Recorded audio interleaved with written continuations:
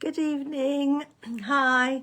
I'm just going live again today. I'm going to be reading pages 40 to 50 of my book, my new book, Becoming the Oracle. So here we go. The only ones unaffected were those who had not touched any of the girls. Those Pygmalion killed himself. Cowards, he thought. He had ordered rape and murder. If they weren't for him, they were against him. Only a ruthless SWAT team deserved to survive. He turned and left, swishing his long black cape behind him, with rest of his garrison, who had waited with the looted goods outside the confines of the temple, with the loaded horses, panniers, and donkey carts full of marble and bronze, statues, gold and silver jewellery and vases, as well as money in the form of gold and silver coins and ingots. Everything was taken, including armour and helmets, and many small to medium-sized bronze votive animal amulets used to make offerings to the gods. Grey, dark, brooding clouds gathered on the horizon. The gods were displeased. Pygmalion's orders to retreat were brisk and menacing, even to his own soldiers and sailors who made haste, loading their loot onto the barges till they were overflowing. The seas started to lick on the boats, and the wind flapped at the sails. The slave oarsmen below deck started to row to their drumming master. It seemed as if Zeus, the father of Apollo, who was the god of the sky, thunder, lightning, law, order, justice, was watching the thieves and waiting patiently for the appropriate moment to exact his revenge. How dare these mere mortals have the audacity to steal what was rightfully belonging to the gods? There will be consequences to pay. Pygmalion's ship, called Red Thunder, which had a red carved dragon's head on its bow to distinguish it from the other ships, pulled away first, followed by his flotilla setting sail across the Aegean Sea towards their Carthage home. His intention was to take his plunder home, regroup his armies for the real attack. Smash and grab was not really his style. But the thought of the Greeks finding their beloved oracles slain in a heap within their sacred temple filled him with a morbid satisfaction. It was a brutal calling card, which he knew would strike fear deep into the Greeks' hearts, and a message from him that he meant serious business. He knew that without an oracle, Greek life would become to a standstill, and amidst all that confusion he would attack. He knew the king was weakened in popularity at this time, and uprisings were afoot. The stupid Greeks would waver in their ability to make decisions for themselves without their god's mouthpiece telling them what to do. It would be the perfect time to strike.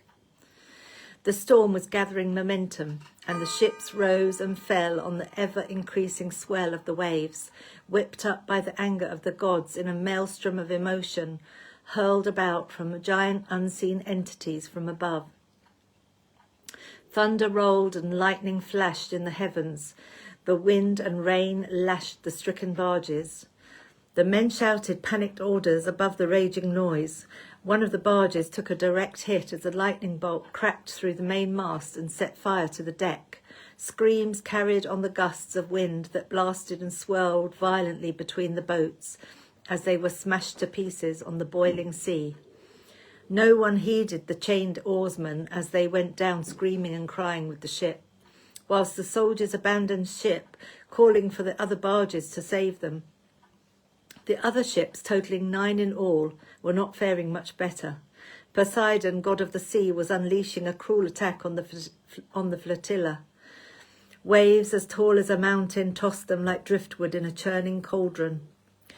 The gods wanted to play with them first, as they had done with their oracles, before casting them deep beneath the waves to a watery grave, that they would never enjoy the treasures from Delphi that were offerings to the gods. The treasure reclaimed by Poseidon on behalf of all the gods, he would keep it safe for millennia out of the reach of thieves and pirates.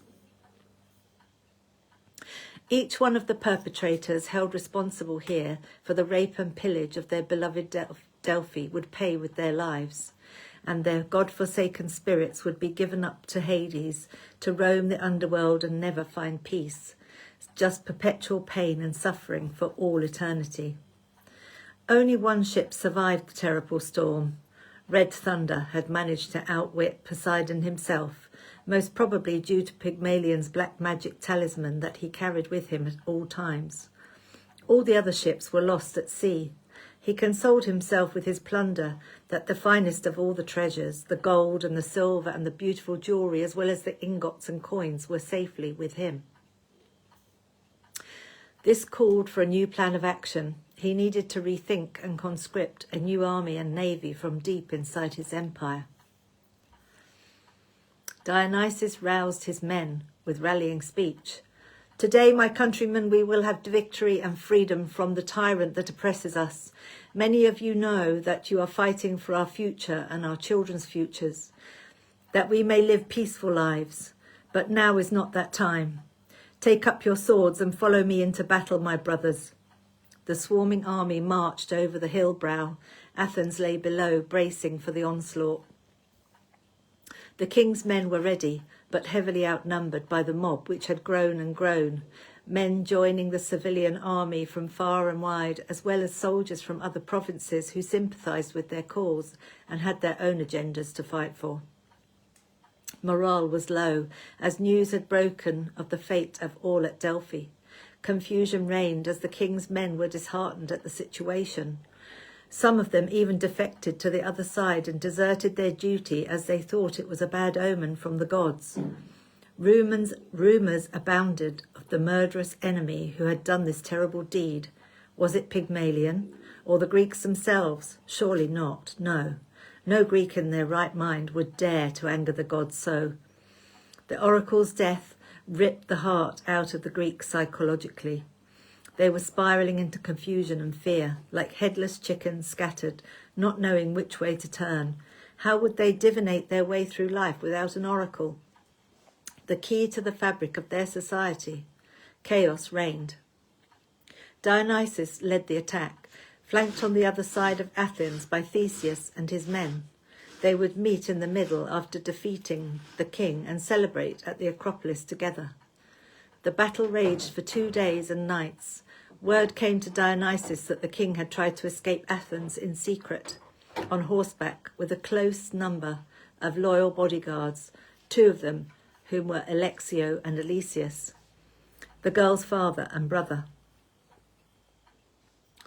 From his army and had been intercepted and caught by Theseus's men. After a fierce fight ensued, the messenger told him that Theseus himself had slain the king and all that had accompanied him. Word soon got out among the king's men, and surrender was called. Theseus and Dionysus met that evening at the Acropolis and honoured the gods for their victory, making sacrifices in the temples and honouring the dead that had given up their lives for their cause and freedom. Dionysus bid for kingship was won. Today he would wear the crown of the whole of Greece and celebrate their timely victory. The next day, after resting and enjoying their victory, Dionysus and Theseus met privately in his quarters. "Our first victory complete," said Dionysus, "but now is not the time to sit on our laurels. We must seek out and hunt down the vermin that would defile our virgin oracle and her sisters in their innocence. It will be my first kingly duty to seek vengeance for their deaths. Today, my friend, we leave for Delphi. I need to see for myself. Raise the garrisons, leave some behind to deal with matters in Athens." Dionysus mounted his beautiful black stallion named Styx after the river to the underworld and galloped up to catch up with Theseus on his own bay stallion. It was a sight to see, the new king leading his army through the Peloponnese towards the mountains. The locals turned out to salute and cheer the king as he passed through their towns and villages. Dionysus was adored by the people. Even though he was a hard man, he was also fair, and he had a tremendous amount of integrity. It took them 5 days' march from Athens as they reached the base of Mount Parnassus. Dionysus ordered for the men to set up camp and selected a small group of soldiers to accompany he and Theseus up the mountain.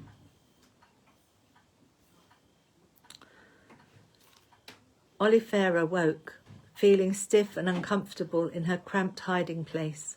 She wished for a moment that this had all been a dreadful nightmare, and the screams she had heard had not tormented her as much as the silence that followed, an eerie, deathly silence. She knew there had been a massacre. Her intuition had joined her deceased oracle sisters as they had visited her as a collective spirit outside of their mutilated bodies. The only energy she did not feel with them was Athena. Maybe she was still alive. Had they taken her prisoner with them when they left? So many questions whizzed through her mind. If only someone else was alive. It all didn't make sense. It seemed as if the marauders had the intent to wipe out the oracles, so why take a prisoner? If that was the case, maybe they had left soldiers behind to track her down or to check no one was missed. Her heart pounded loudly in her ears. She had no choice. She could not stay there in hiding forever. It was already getting dusk on the second day, and everything was silent. Even the birds had stopped singing. The whole of nature was mourning the oracle and her handmaiden's demise. She wriggled and inched her way out of her wedged hiding place, and with her heart in her mouth, peeked around the corner. In the inky blackness, Athena blinked, trying to accustom her eyes to the blackness. She felt the cold metal touch her skin and ran her fingers along the contour of the form. She felt the human-like shape of the head and neck and realised it was the charioteer, one of the most impressive bronze statues at Delphi. His chariot and 4 horses were missing. Someone must have thrown him down the well to save him from being stolen. She had lost track of time. Many hours had passed since she had climbed down the well. She was terrified to move, frozen to the spot, clinging onto the statue. She was feeling tired, dizzy and faint. She realised that soon she would need to climb out or risk falling past the charioteer down further into the depths of the well. With leaden limbs, she started to climb upwards towards the circle of light. As she reached the surface, her senses bristled. Was there still danger out there? Panicking silently, she popped her eyes over the rim of the well. Everything was quiet, and the sun was about to go down, which was good. She decided it was safer to wait. As dusk gave way to dark, she clambered over the edge. She stumbled out and ran to hide behind the nearest wall. The coast seemed clear. She tiptoed silently to the corner of the building and edged round the next corner. The place was deserted, and death still hung heavily in the air.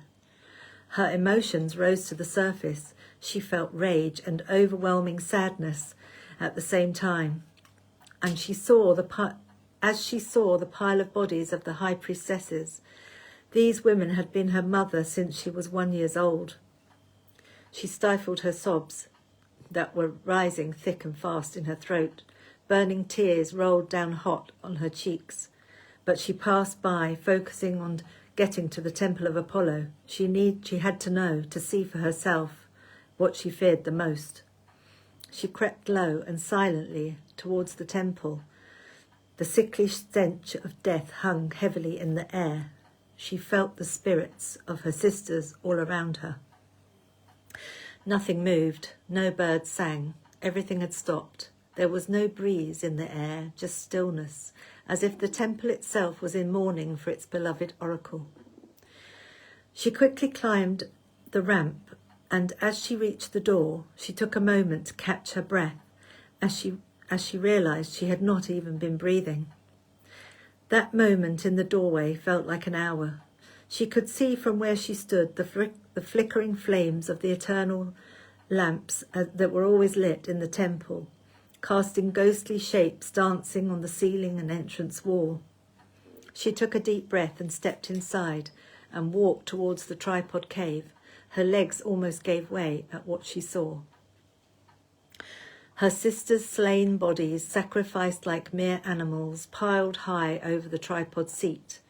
Ariadne herself lay at the bottom of the pile, her head almost completely severed, as well as her own dear sister Xenia, her eyes glazed and lifeless, staring out hopelessly. The mountain of girls made her numb, that she no longer cared if anyone would come and kill her also. She had nothing left. This was her life, and that was over. Let the soldiers come and kill her too, so that she could be with her sisters. She contemplated even taking her own life to be with them, and at that moment a miracle happened. Very faintly she heard singing. It became louder. Was she going mad, hearing things? It was Xenia's beautiful voice, like the morning lark. She could warble in the most exquisite way. There was no mistaking it. The song was of a melancholic nature and made Athena want to cry as she stared at the pile of corpses in front of her. A dewy pearlescent mist rose from their bodies in swirling eddies on a new breeze that had entered the temple. The mist began to swirl and take form until all the spirits of the slain girls floated in front of her with solemn faces. Ariadne's ghost was becoming brighter than the others and started to shine very brightly. She smiled at her and started to speak. Her voice sounded etheric and distant. "Do not be afraid, dear sister. As you can see, we are safe. No more pain, no more suffering." Athena's eyes widened in fear, her pupils dilated. She wanted to run, but fear froze her to the spot. "We have entered the other realm, but right now we are between the worlds. We want to help you before we ascend to be with the gods on Mount Olympus." Hot tears started to roll down Athena's face again. "Do not weep for us, dear one. You are the chosen one. We all will always be with you. We will guide you in your path." "What am I going to do?" she sobbed. "Everything is lost. I am not ready to become the oracle. I don't have your skills, dear sister." "Remember, there are two ways to awaken, and one of them is suffering, and the other insight. Well, now you have both, and the blessings of Athena, Apollo, and Dionysus." Ariadne continued. "Your sister Olifera is alive. She is still nearby. She will assist you. The Oracle of Delphi lives, dear one, in you and your sister. The temple must be reconsecrated. Bury our bodies near the Sibyl's grave, up by her cave, and remember us there, so we can hear your rituals and ceremonies. We will always come when you call us, and there is help coming at hand. Do not be afraid. The men coming now are Greeks and the new king. They will assist you." "I am ashamed, Ariadne. I cannot be the oracle, as I am no longer a virgin. That was taken from me." Athena looked down at her feet. "That no longer matters, dear one. The gods know of this, and as you and Olifera are left, you can both reign here together." "Very well, I accept. I will look for Olifera. It shall be as you say." As she watched the group of misty girls swirl in front of her, the apparition swirled and the mist began to dissipate. "Please don't leave me," begged Athena. "We must go, my dear ones. The gods are calling us. We can speak to you through our telepathy given to us by the Sibyl." The mist began to glow and swirl and no longer looked like the oracle and her handmaidens, just a bright ball of light, and the mist that rose into the air and floated over her head and out of the door. She followed it transfixed, as if hypnotized by the surreal light, no longer hiding, no longer scared. Olifera saw her from her concealed hiding place, the bright ball of light hovering outside the temple. She sensed it was safe. This light was somehow beckoning her out of hiding. It was a strange pull, something she had never experienced before. Was it Apollo himself appearing? She scrambled out of her hiding place and stood up. Her legs trembled, but she managed to walk as the force field of light pulled her forward like a magnet. She began to move faster from a jog to a run when she saw Athena. following the ball in a trance-like state. "Sister!" she cried out. Athena was not in this world. Half hypnotized, half traumatized, she heard nothing. She reached her sister, but was almost scared to touch her, in case she traumatized her father. "Athena," she whispered quietly in her ear. She blinked as if part of her consciousness was touched by her name. "It is I, Olifera. Please, sister, I am here with you." "Yes," she replied, but did not stop following the light. Then, as quick as it had appeared, it flashed so bright they were both thrown to the ground. The light shot upwards, looking like a comet with a trailing tail as it ascended upwards to join the gods. The girls grabbed each other so tightly, shaking, sobbing and crying. They stayed like this for what seemed like hours. Eventually they caught their breath. Olifera lifted her sister to her feet. "Come, sister, let's go and rest a while. We have been through a terrible ordeal." So that's the 10 pages for today. I hope you've enjoyed, and I shall be reading some more of my book tomorrow. So join me, and I'll see you tomorrow. Take care. Much love and blessings to you. Take care.